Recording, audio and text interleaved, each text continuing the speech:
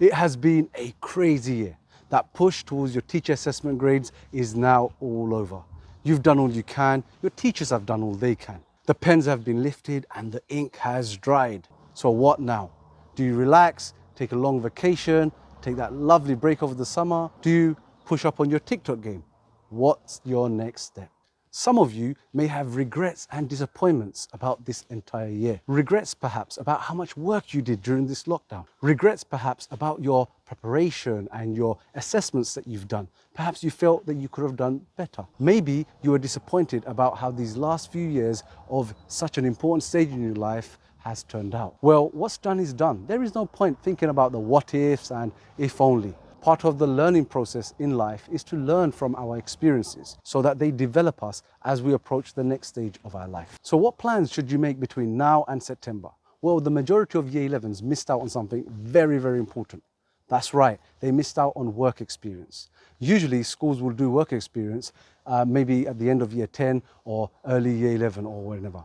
But this year we've gone through the 2 lockdowns. So you missed out on such a pivotal, such an important development process of your life. Most people get to do work experience through their school. So you don't want to be that person that goes to work and that's the first time you've ever done a day's work. Through work experience, you get to experience and learn new skills. For example, what it's like working in the office, what it's like working in a team of people, what it's like traveling from one place to another every single day.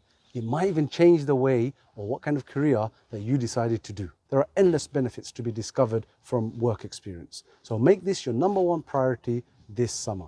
You could even get paid for it because you are now 16. Approach your schools, see if they can help you find work experience. Failing that, you could also ask your parents or relatives to try and get you in a couple of weeks at their workplaces. So get researching and get those CVs to work. Another thing that I really recommend that you do, depending on what you've decided to do next year, whether it's A-level or vocational courses, is to fill in the learning gaps that you most likely have because of all the lockdowns. As you know, your schools, they decide to cut down on the content and give you those teacher assessment exams. But the A-level may not be as forgiving. So spend this summer, plan a good timetable to catch up on all the content that you've missed. And if you decide to do A-level maths next year, then on my channel, I have a playlist that looks at bridging topics between GCSE and A-level mathematics. And I will leave a link in the description below, so do go and check that out.